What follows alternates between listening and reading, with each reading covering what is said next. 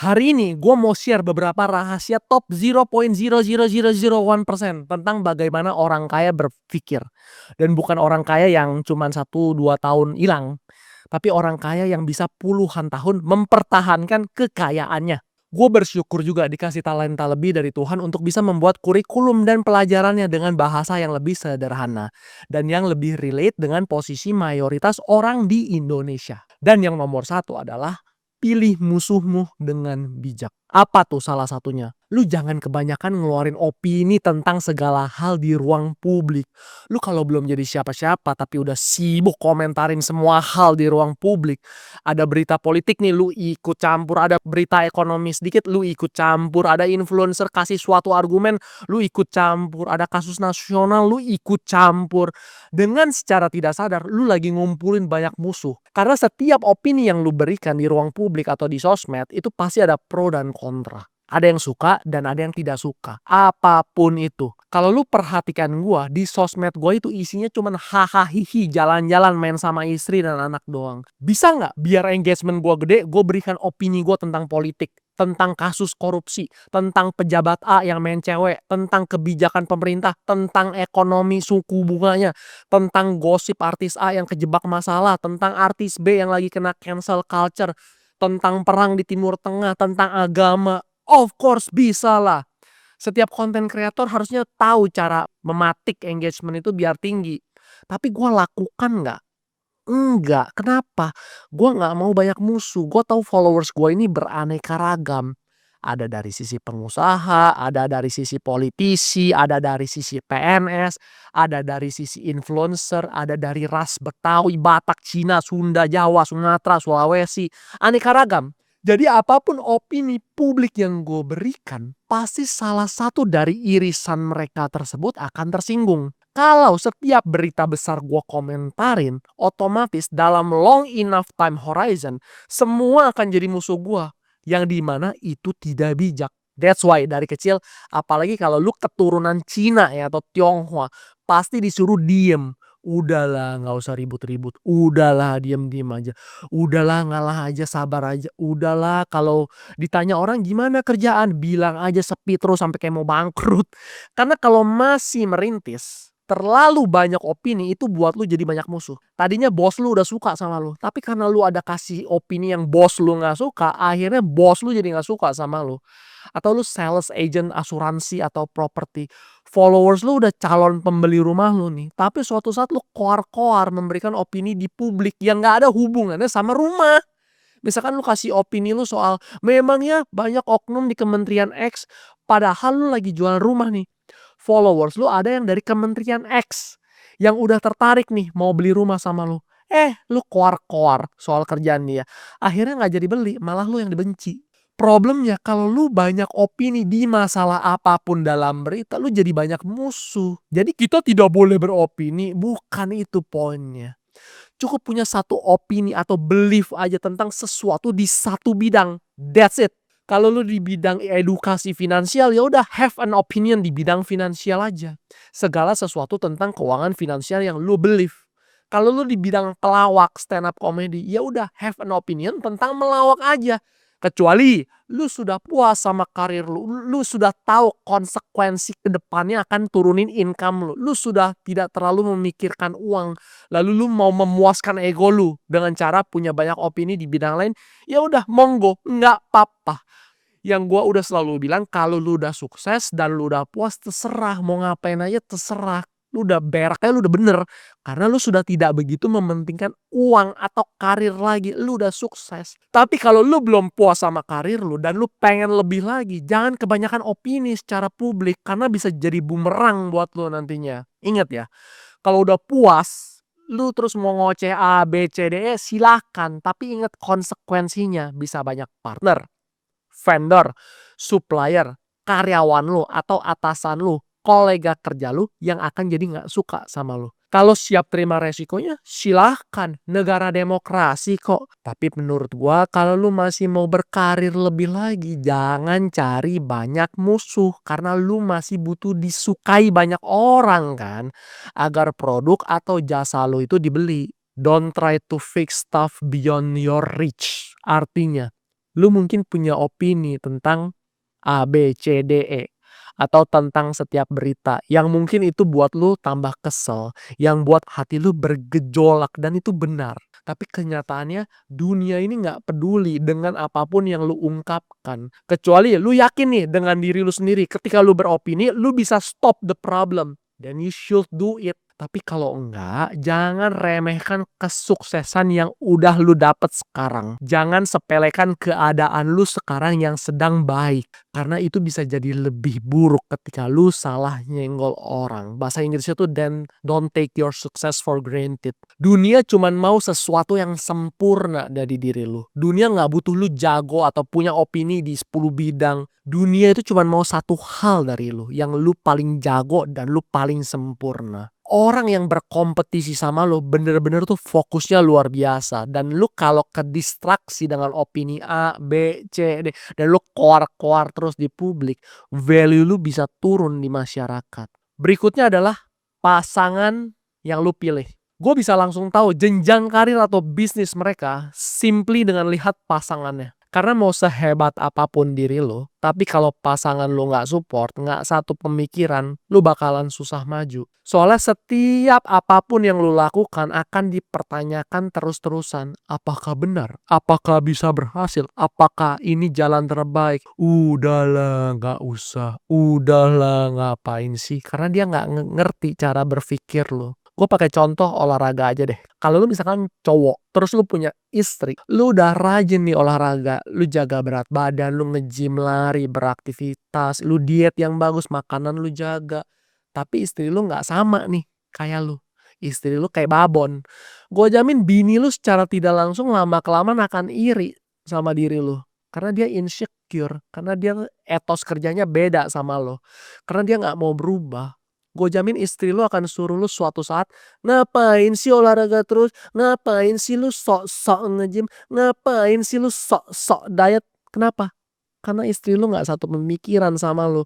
Karena istri lu takut ditinggalin sama lu jadinya.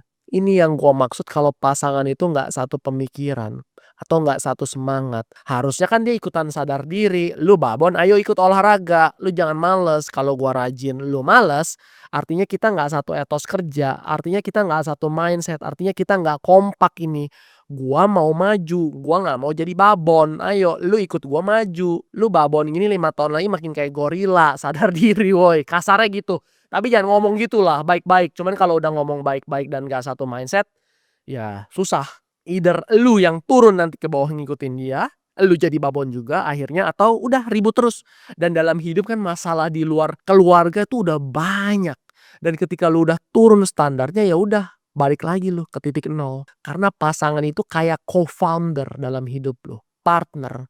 Lu bisa secanggih apapun secara individu, tapi kalau partner hidup lu nggak ngerti misi lu, nggak support visi lu, atau malah jadi beban emosional terus-terusan, ya lu susah maju. Lu pikir masalah finansial doang yang bikin hidup berat? Coba deh dapet pasangan yang setiap lu kasih ide, lu ditanggapi dengan keraguan. Setiap langkah lu dikritik, atau setiap kesibukan lu dianggap lu nggak punya waktu buat keluarga, padahal lu sedang usaha untuk keluarga itu sendiri. Banyak banget orang yang udah kerja keras setengah mati, udah bener caranya, udah lurus niatnya, tapi nggak maju-maju. Karena di rumah terus-menerus ditarik ke belakang. Yang awalnya semangat, lama-lama mentalnya habis. Bukan karena kompetitor, tapi karena perang dingin setiap malam di rumah. Pilih yang bisa jadi kawan perjalanan lu, bukan jadi penonton. Lu butuh pasangan yang bisa lu ajak ngobrol soal mimpi, yang bisa duduk bareng di meja makan dan diskusiin strategi hidup kayak partner bisnis lah. Yang ngerti value lu, dari menunda kesenangan, dari sabar dulu sebelum gaya-gayaan, dari nabung dulu sebelum liburan, yang tahu arti kata kerja keras, arti kata rajin, arti kata disiplin. Dan ini nggak ada hubungannya sama siapa yang kerja atau siapa yang di rumah. Nggak masalah lu laki atau perempuan, CEO atau ibu rumah tangga. Intinya adalah partnership, kerjasama, tim, saling isi, bukan saling habisin atau berkompetisi. Harus berkolaborasi. Dia juga bakal bantu lu tetap rendah hati pas lu lagi di atas, dan tetap semangat pas lu lagi jatuh. Dia nggak akan kabur waktu bisnis lu lagi seret.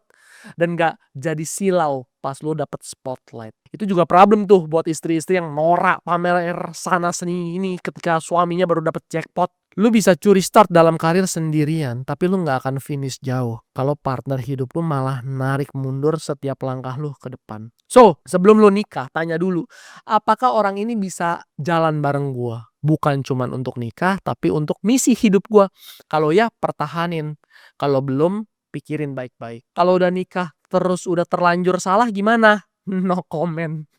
Nomor 3, jangan pernah burn the bridge. Bahasa Indonesianya itu jangan merusak hubungan atau peluang di masa depan. Lu kalau kerja lu mau resign, baik-baik ngomongnya. Jangan langsung kabur. Kasih juga pengganti yang sesuai buat di perusahaan lu. Kan lu cari makan dulu di situ bertahun-tahun. Kan nggak ada perusahaan lain yang tawarin lu kan kalau nggak karena company yang lu lagi kerja sekarang. Demikian kalau lu pemberi kerja, kalau mau pecat orang sesuai dengan aturan pesangonnya. Jangan semena-mena, lu nggak tahu ke depan dia akan jadi siapa. Gue udah cerita nih pribadi. Dulu zaman 2015, 2016 pas gue baru bangun Livaf, gue kan bener-bener merintis banget dari bawah. Cari vendor tukang jahit, cari vendor bahan, cari pabrik lah istilahnya yang mau terima orderan kecil kayak 5 lusin, 10 lusin. Jadi gue masih inget banget kalau ke pabrik tuh disuruh tunggu di lobi depan. Bisa sampai 3 jam gue dari awal jam janjian gue disuruh tunggu. Kayak disetrap gue. Udah kayak budak mau ngemis aja. Kadang orangnya nggak jadi dateng lagi, gue udah nunggu-nunggu lama. Kayak ngerjain gue gitu. Karena kan ya gimana ya, klien rendah gitu. Ada juga yang bener-bener ngerendahinnya minta ampun. Kayak udahlah, lu mau order berapa banyak sih? Paling juga cuman 10 lusinan doang. Lu itu buang-buang waktu gua doang. Lu juga 1-2 kali order di sini juga udah bangkrut lagi lah nanti lu. Gua dalam hati lu ngapain terima gua meeting anjing kalau udah tahu lu nggak mau. So, manusia-manusia bangsat ini semena-mena kan. Memang power itu korup sih kalau mereka nggak sadar kalau roda itu berputar. Menurut gua harusnya ngomongnya baik-baik. Di sini minimumnya misalkan 3.000 pieces, kalau cuman order 200 pieces kita nggak bisa. Mungkin ada di tempat lain karena cost of production kita tuh udah tinggi, pabrik kita besar, jadi tidak memungkinkan untuk orderan kecil. Kayak gitulah yang enak ngomongnya. Kan gua ngerti juga, kan gua punya otak juga. So, vendor-vendor sampah ini dulunya tuh big giant. Gede-gede semua. Pabrik-pabrik ini gede semua nih, pabrik garment tekstil ini. 7 tahun terakhir, ini waktu 2015 ya, jadi 7 tahun terakhir nih, fast forward sekarang, kalau bisnis lu tekstil konvensional yang gak adaptasi itu bangkrut semua loh. Sekarang mereka yang ngemis ke kantor gua minta order. Minta ketemu gua langsung. Karena gua kan udah ada manajemen tim di bawah gua, jadi lu tuh gak bisa langsung ke gua. Kalau nggak hubungan sama company gua minimal lu 1 tahun dulu lah lu buktiin dengan konsisten baru lu ke ruangan gua, lu baru ngobrol sama gua lah. Jadi poinnya di sini adalah jangan pernah merusak hubungan. Lu jangan pernah pikir nggak bisa ketemu orang itu lagi. Dunia tuh kecil, Bro. Pemainnya tuh itu akan itu lagi, itu lagi, itu lagi. Kalau reputasi lu rusak, itu kayak kebakaran hutan, Bro. Semua orang langsung tahu dalam 2 sampai 3 tahun siapa yang suka nipu franchise, siapa yang suka bawa duit kabur investor, siapa yang ngajak kerja sama bodong, siapa yang tukang tipu tapi seolah-olah sosmednya suci. Siapa yang reputasi di banknya tuh udah hancur, udah kolek 5. People talk. Orang tuh ngomong. Reputasi zaman sekarang tuh gampang banget dilacak. Track record tuh langsung bisa ketahuan.